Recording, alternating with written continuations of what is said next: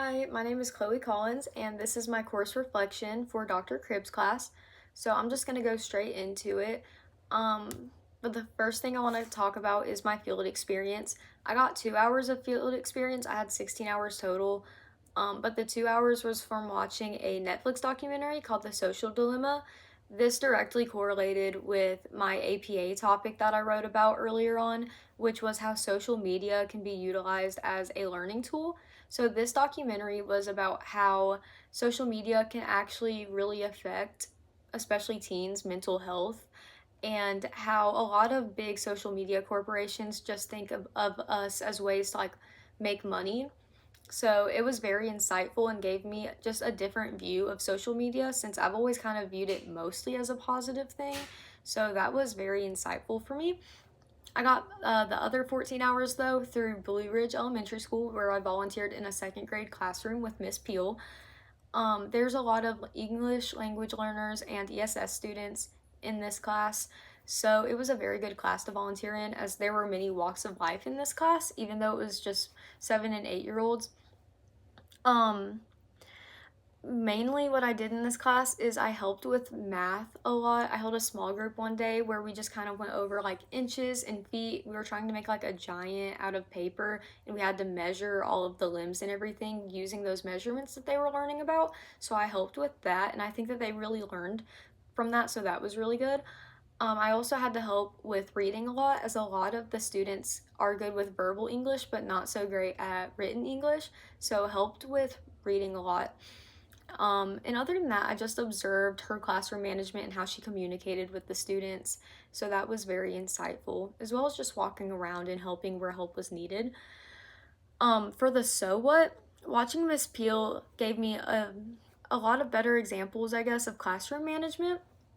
So, for example, on that, at the beginning of the year, her and her students created a classroom list that they keep at the front of the classroom, where her and all of the students collaborated and made a list of rules that they wanted to uphold throughout the year.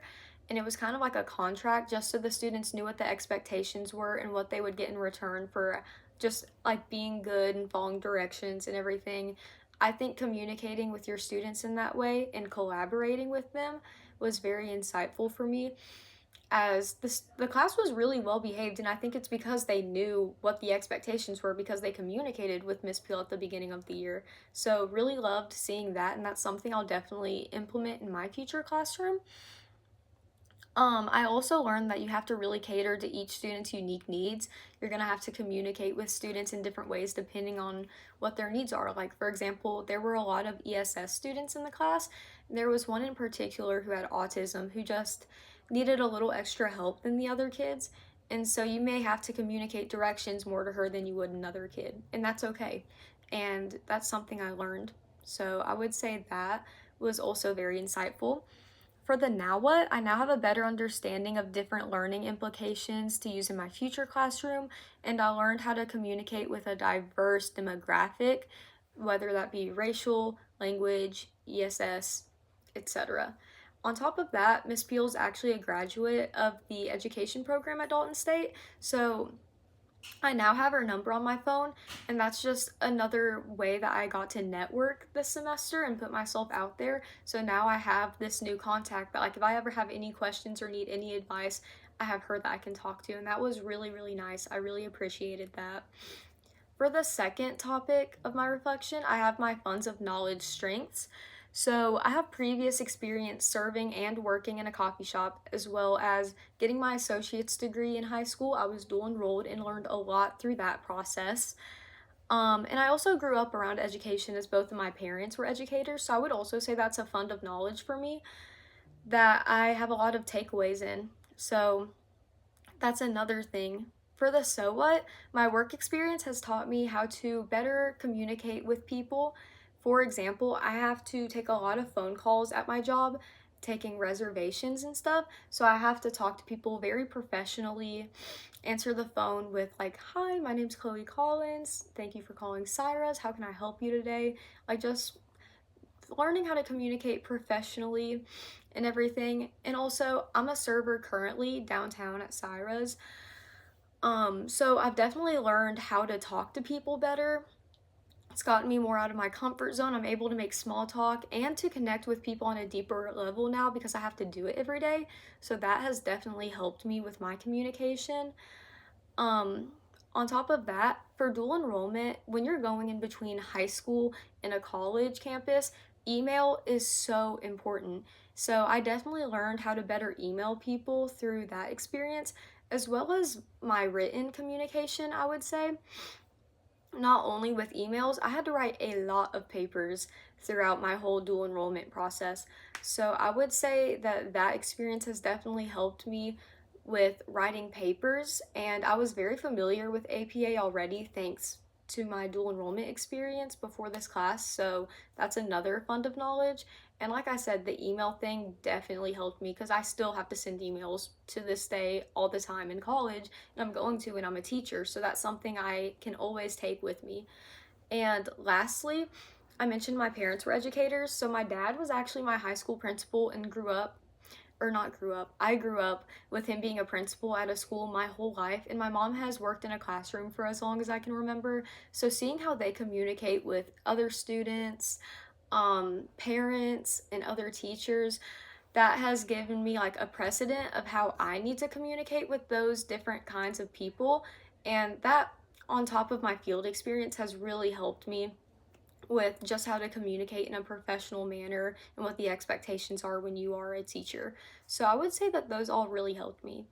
And for the now what, I can use my previous job experience to help me communicate professionally and more efficiently.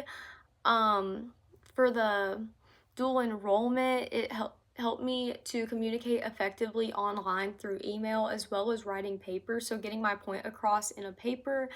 And then with my parents, it just taught me what all being a teacher entails. So those are all funds of knowledge that I can take with me throughout my teaching career. So very thankful for that.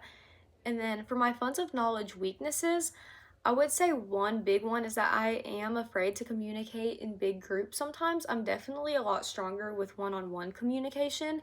Another one is that I can be shy and it comes across as awkward sometimes. Definitely something I'd like to work on. And then the third one is that I haven't really included myself in any extracurriculars in college. So that's something else that I would say is a weakness of mine. For the so what, like I said, I'm good at one-on-one communication, but the second a crowd forms, I start to get a little nervous, I think due to my fear of judgment.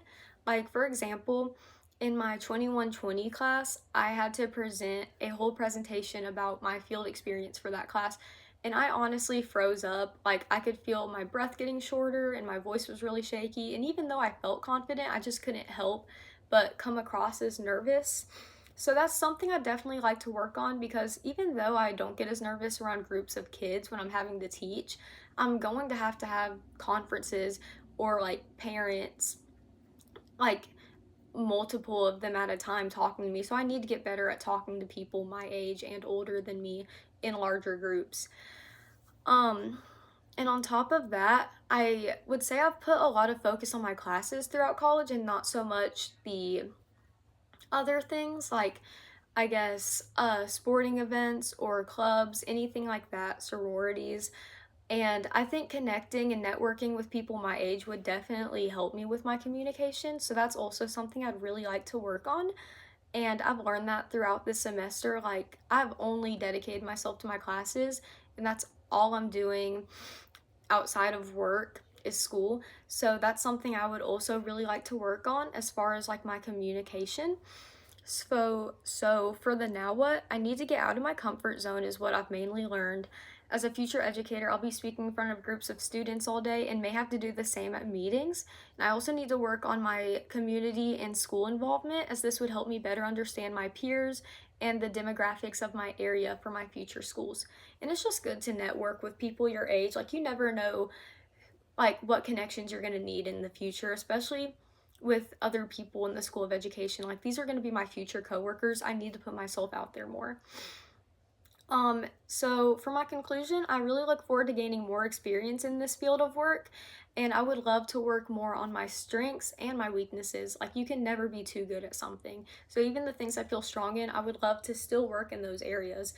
And I would say that learning about everything we did in this class, on top of the field experience, has already helped me with my weaknesses, so I'm super thankful for that. And something else I'd like to add before the video ends is a couple things we learned in class that I'll take with me that really helped me this semester. So the newsletters and infographics and the e-portfolio, I really appreciated Dr. Cribbs showing us those resources, as now I can utilize those in my future classrooms and in future interviews. Like, on top of having a resume, an e-portfolio would be so good to have and would set me apart from other candidates. So I really appreciate that. And then for the professional dress, it's taught me that you need to hold yourself to a high standard so people take you more seriously. So like, I had my septum pierced, which I have since taken out, because I just wanted to feel more professional when I was in a classroom this semester getting my experience. And I want to hold myself to that high standard, not only for my students and for my parents and the people around me, but for myself as well. Um, and I would also say the difficult conversation topic that we covered, very, very helpful. Learning how to implement the curiosity, empathy, and the shared purpose in a hard conversation definitely makes it easier, and I definitely will be using that in the future with students, parents, and even in my personal life. So Dr. Cribbs, thank you so much. I really appreciate you.